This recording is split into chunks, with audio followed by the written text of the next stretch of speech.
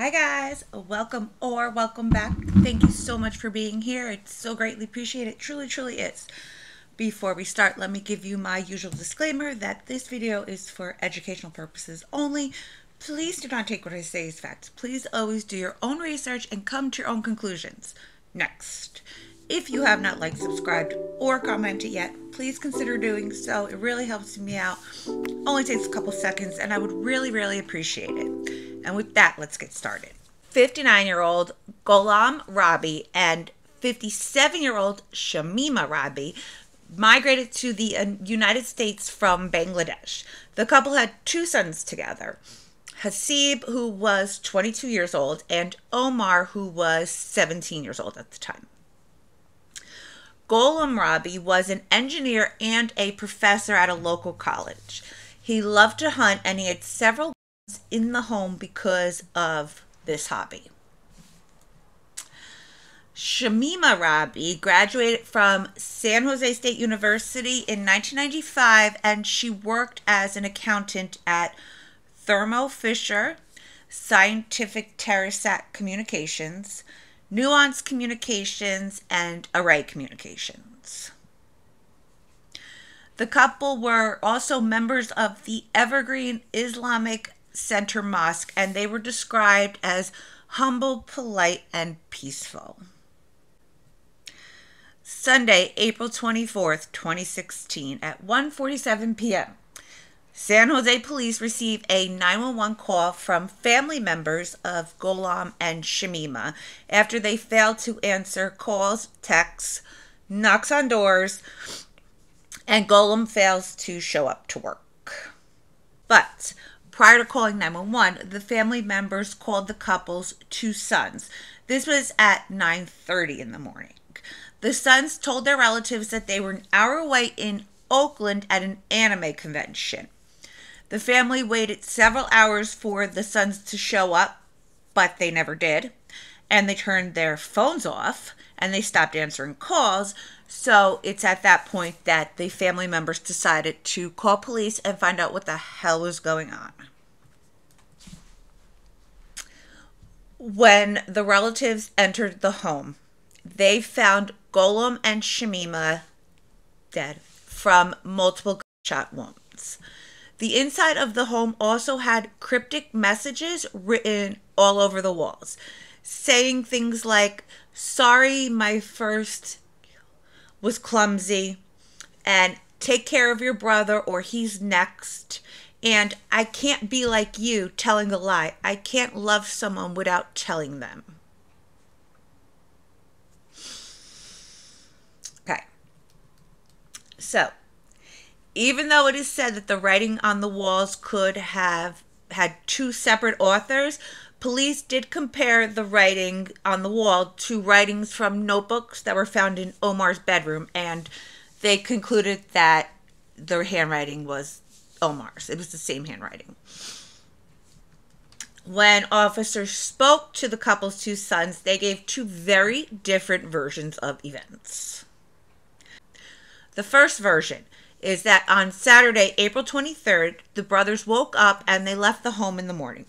Mom was still sleeping and Dad was awake. They drove to Oakland, rented a hotel room for the night so that they could attend the convention, and they headed home Sunday morning after receiving multiple calls from family members that they couldn't get in touch with their parents. April 27th, 2016. Both brothers are arrested and interviewed by police. Hasib would tell police that a strange man that he was unable to identify entered the home and forced him to and his father inside of the garage. When questioned about his mother, he told police that he wasn't sure who had her, but that it wasn't him.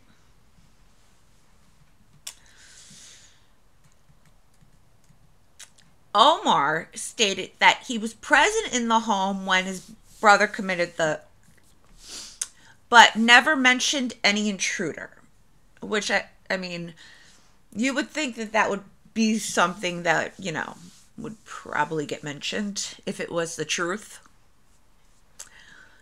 He went on to say that at his brother's request, he closed the curtains and Hasib killed his father. Then Hasib, his mother. Omar went on to say that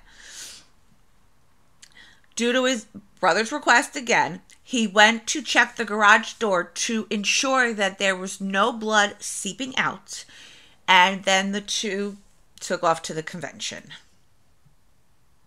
Can you imagine? Your parents. And you're like, okay, just make sure there's no blood seeping out over here. Just make sure the coast is clear. There's no blood anywhere, right? We got all the blood cleaned up, all the blood. You got all the blood cleaned up? All right, let's go. We got somewhere to be. Imagine that. Oh my God, I can't. While at the convention, neither one of the brothers contacted police, called family members, or asked for any sort of help. In fact, it's stated that the two brothers were acting completely normal at the convention, like they didn't just put a bunch of bullets into the people that brought them into this world and raised them for the last 22 years.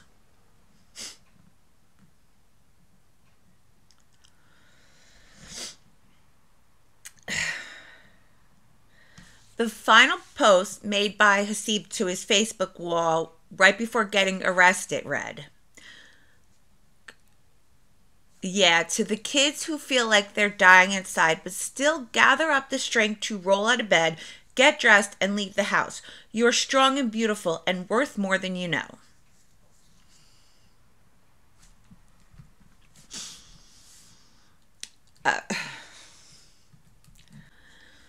While no clear motive has been given it is alleged that Hasib did this because his parents were strongly opposed to his sexual orientation. They may have been, especially if they're old school, but that does not make this okay. Hasib Gholam Rabi chose to represent himself. And as you can imagine, his narcissistic tendencies did not pan out well for him, as they typically do not. His defense was that his brother was the one responsible and he took the blame for him, going on to say that the entire statement that he gave to police was a complete lie. But the prosecution would then pull out their star witness, which is Hasib's best friend from college, Michael Cooch. He would testify that Hasib told him that he needed help with something and that only he could be trusted with it. He told him not to be alarmed, and then he admitted to his parents. He went on to tell Mike that he retrieved his father's rifle and his father 5 times in the back. That's when his mother entered the garage, and Hasib told her to leave before once in the back of the head. He would go on to tell his friend that, oh my God.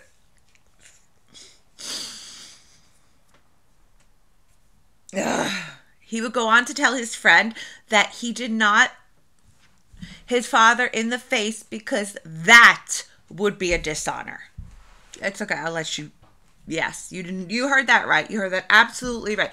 He did not his father in the face because that would be a dishonor. Not everything else that you just did. Not everything else that you just did. That would be a dishonor. I can't. In the end, the state decided to drop all charges against Omar Gholam Rabi, and he was released from prison. Hasib Gholam Rabi was found guilty and sentenced to life in prison with the possibility of parole. All right, guys, if you're still here, thank you. I love you so very much. Please like, subscribe, and comment if you haven't yet.